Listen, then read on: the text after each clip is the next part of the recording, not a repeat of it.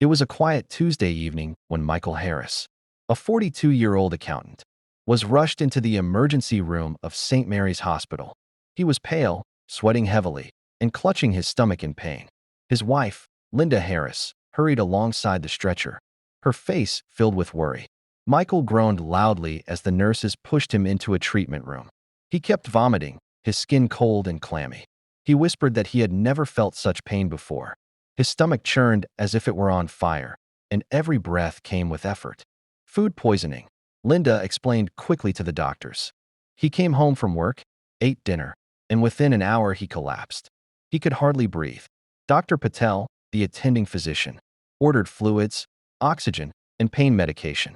Nurses moved with urgency. They drew blood for testing and placed Michael on monitors. His heart rate was erratic, and his blood pressure dropped dangerously low. The doctor looked at Linda. "Do you know what he ate?" "Just chicken casserole," she replied softly, wringing her hands. "I made it myself. We've eaten it before. I don't understand what went wrong." Hours passed, and Michael's condition did not improve. His vomiting continued, and his breath smelled faintly of something unusual, like bitter almonds. Dr. Patel noticed it but said nothing yet. Most people could not detect that smell, but he happened to be one of the few who could. By midnight, Michael was slipping in and out of consciousness. His blood work returned, showing severe metabolic acidosis. His body was producing too much acid. It did not look like normal food poisoning. Dr. Patel grew concerned. He approached Linda again. "Are you sure it was only chicken? Did he take any medication, supplements, or alcohol?" Linda shook her head quickly. "No, nothing else. Just the casserole." The doctor wasn't convinced. Something about her answers felt rehearsed. At 2:15 a.m., Michael's condition worsened. His heart rhythm became unstable, and despite the efforts of the medical team, he went into cardiac arrest. The doctors fought for nearly 30 minutes. But at last, Michael was pronounced dead. Linda broke into loud sobs, clutching her face.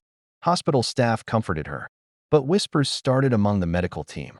Dr. Patel quietly requested that the death be reported to the police and that the body undergo a full toxicology test. By morning, detectives from the Major Crimes Unit arrived at St. Mary's. Detective Sarah Collins and her partner, Mark Rivera, spoke with Dr. Patel, who explained his suspicions. "I don't believe this was ordinary food poisoning," Dr. Patel said firmly. His symptoms matched cyanide poisoning. The bitter almond odor was present. The detectives exchanged a look. Cyanide was not something people encountered by accident.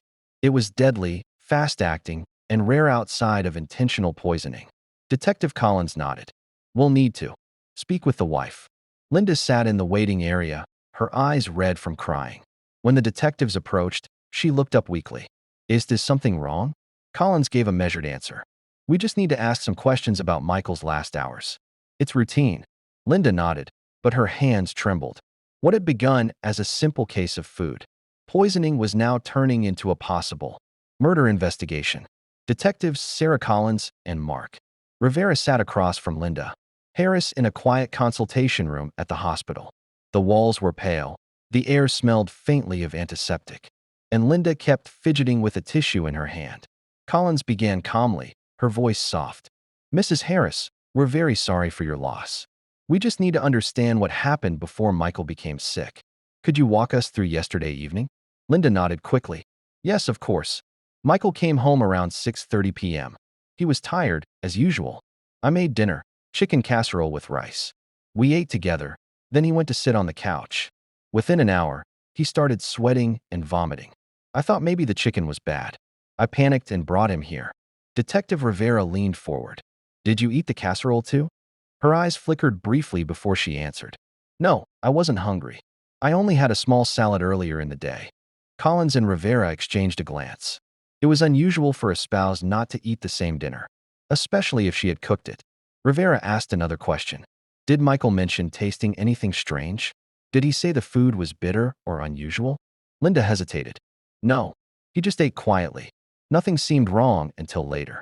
The detectives thanked her for her time, then stepped outside the room to confer. "This doesn't sit right with me," Rivera muttered.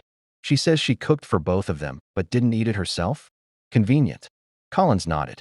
"And the doctor smelled almonds. That points to cyanide." We'll wait for toxicology to confirm. If it's positive, this isn't food poisoning. It's homicide.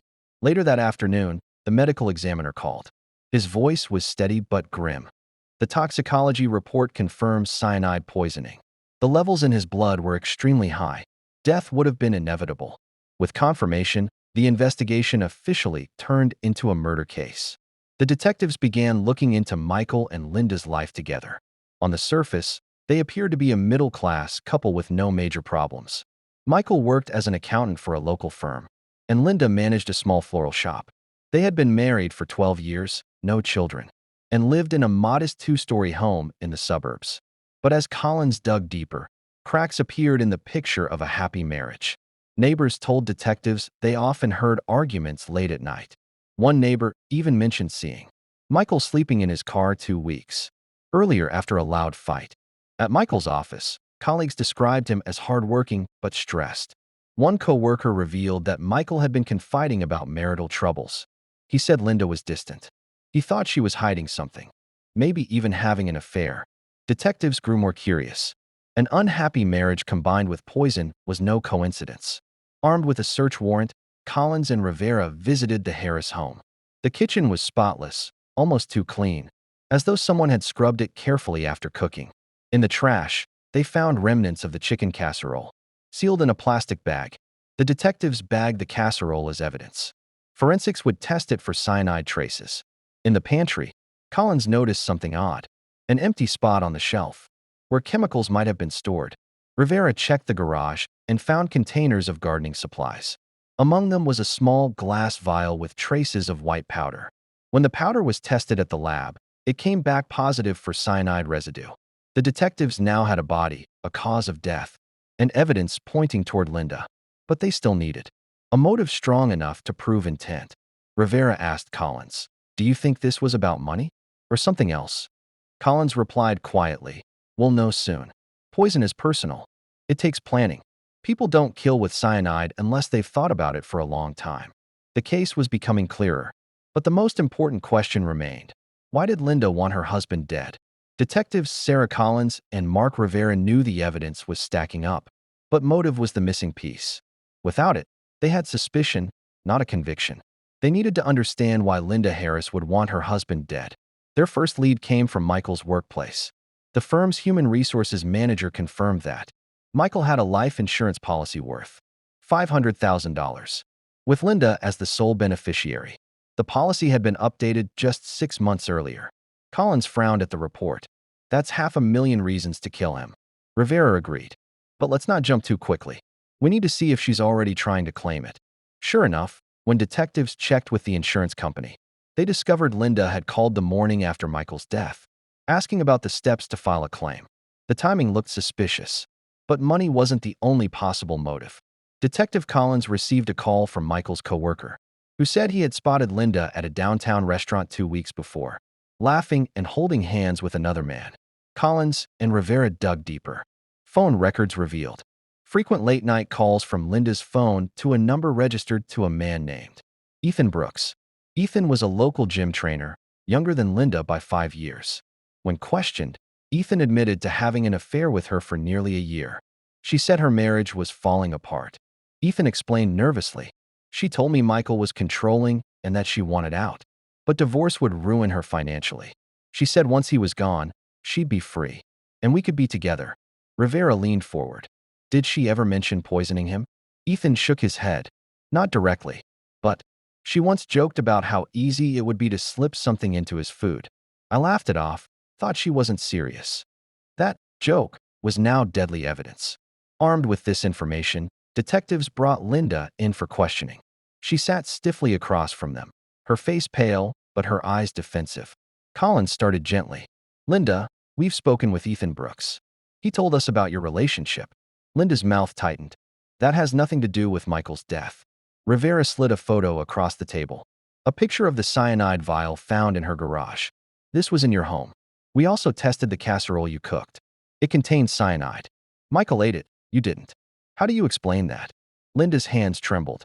I don't know how that got there. Maybe Michael did it himself. Maybe he was depressed." Collins leaned in, her voice firm now. Michael didn't poison himself with food his wife cooked. Toxicology proves it. And you tried to claim $500,000 in insurance less. Then 24 hours after his death, add your affair into the mix, and we have motive, opportunity, and means.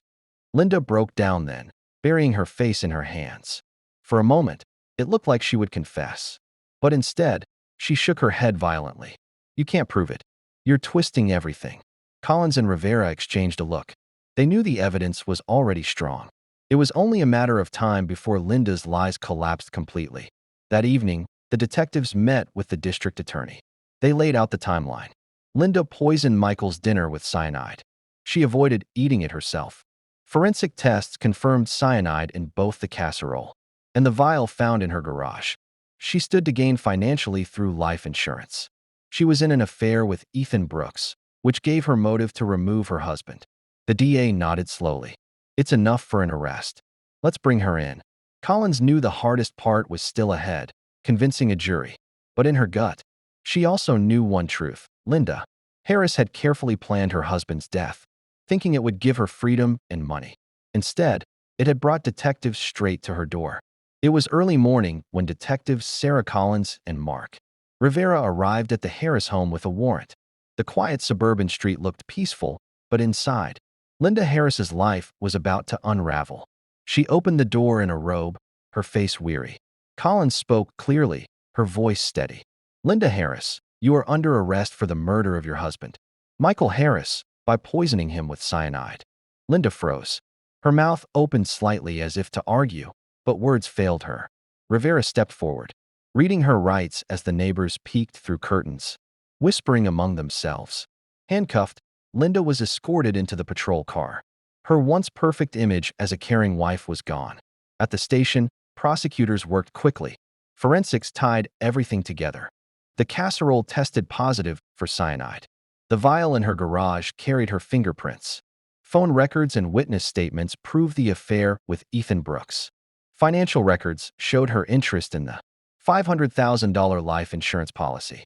When confronted with the mounting evidence, Linda grew cold and silent. She refused to confess, insisting she was innocent. But the facts told a different story. The prosecution argued that Linda had planned the murder for months. She wanted Michael out of the way, so she could live freely with Ethan and claim the insurance money. The trial drew heavy media attention. Reporters filled the courtroom, describing it as a classic love and money murder. The prosecution presented its case methodically. Experts explained how cyanide worked in the body, shutting down the ability to use oxygen and leading to death within hours. Dr. Patel testified about the bitter almond smell and his suspicions. Ethan Brooks was called to the stand. Nervous and sweating, he admitted the affair. She told me she wanted a new life. I didn't know she was serious about killing him. Linda's defense attorney tried to argue that Michael may have poisoned himself, that he was under stress, and that Ethan exaggerated their relationship. But the jury didn't buy it. The weight of evidence was too strong. When Linda herself took the stand, she appeared calm at first, insisting she loved her husband. But under cross-examination, cracks appeared. She stumbled when asked why she didn't eat the casserole. She grew defensive when pressed about her insurance call.